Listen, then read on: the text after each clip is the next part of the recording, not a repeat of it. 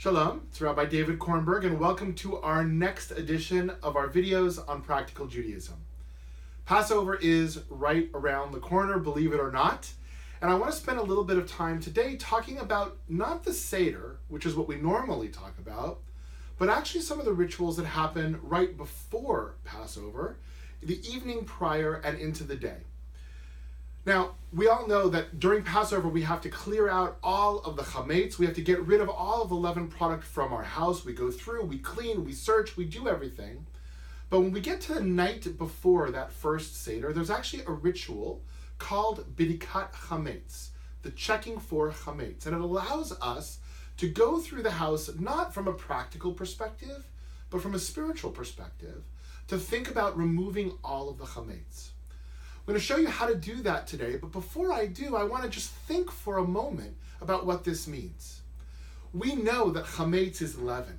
Hametz is that fluff that is sort of not essential and not important in our lives, but takes up all of this space. As we go through and we spend this time clearing the house away from all of this Hametz, we need to do that internally as well. We need to look at ourselves and say, what's inside taking up space that just shouldn't be there, and use this as a ritual and as an opportunity to clear that away and get ourselves ready to truly experience Passover and truly experience freedom. Now, the ritual itself is pretty straightforward, actually, and it's something that the entire family can get involved in. In our household, the kids search their own rooms. First of all, they try to clean their own rooms, different story, but they search their own rooms. I search the rest of the house. But remember that by this time, the house is already cleaned. So what we do is we actually put and hide about 10 different pieces of chametz throughout the house.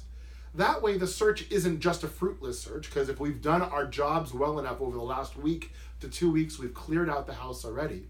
But we actually find something and can say we've taken that chametz and we're able to get rid of it the next morning.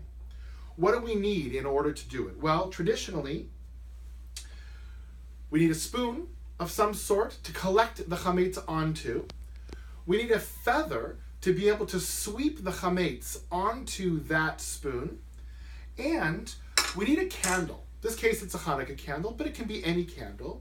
Because as we go through, we don't want the lights to be on. We want to be focused on very specific parts and not just scan. So the candle makes us really focus in. Ritually, you can use just about anything, and this comes in a little package that is for Bidikat Hametz with this spoon that you can actually throw away or burn afterwards. But I wanted to show you before I started, this is actually something that my grandfather gave me, that it's for the ritual of Bidikat Hametz. You're able to collect through, you're able to find all of the Hametz, put it onto this tray, and then get rid of it the next morning as we go through. So what's the ritual? The ritual starts with a blessing, and this sheet of paper we're going to have on the website as well, so you can look at it and get the blessings. But the first blessing is Baruch Atah Hashem Elokeinu Melech Haolam Asher Kedishanu B'mitzvotav V'tzivanu Al Biur Chametz. Praised are you, eternal God, ruler of the universe, who has made us holy with your commandments and commanded us to remove the leaven. At that point in time, whoever is searching is supposed to go through and do their entire search methodically through the house. If you find the chametz, you're supposed to collect it, put it into a bag. If you find stuff that you missed, it's a good time to collect that as well, but hopefully there isn't much in the house that you haven't already seen and already cleaned out. In our house, we don't want to use things that are going to get all over the place because the house is already cleaned. So we actually use little Cheerios that are put on paper towels throughout. And as I said, usually about 10 of them throughout the house. So we're going to light the candle. And we're going to do a little search in my office for chametz. So come along with me. The idea is, the lights should be turned off, but we won't be able to do that because you won't be able to see me. But the idea is that you actually look into all the different places within your house, all the drawers, all of the bookshelves as you go through, and then you'll find, hopefully, a little piece of Hametz. What we'll do, and sometimes you need an extra hand for this, what we'll do is collect it onto the spoon. It will be put into a bag and saved along with any other Hametz that we find to be burned the next morning.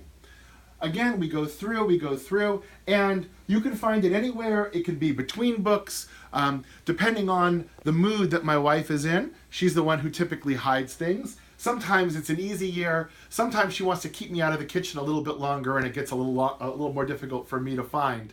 But either way, after I collect all of the Hametz together, we recite a particular legal formula that annuls anything else that we may have missed within the house. And this protects us because maybe we forgot something. Maybe there's something hidden in one of the rooms we didn't see that we want to make sure that we get rid of. And I won't say the Hebrew, you can look at it on the sheet, but the English is, any leaven that may still be in the house, which I have not seen or have not removed, shall be as if it does not exist and as dust of the earth. The next morning, we take everything, and the ritual is, usually by about 10 o'clock, we burn whatever Hametz is there. So start a little fire, usually out in the backyard, and we take anything that we collected, we burn it, and then there's a second annulment that we say, anything that I have seen or not seen is annulled. Then we can go into Passover without having to worry about any Hametz in our house. We've done everything, we've searched, we've looked inside and out, and we're ready to start a wonderful Passover.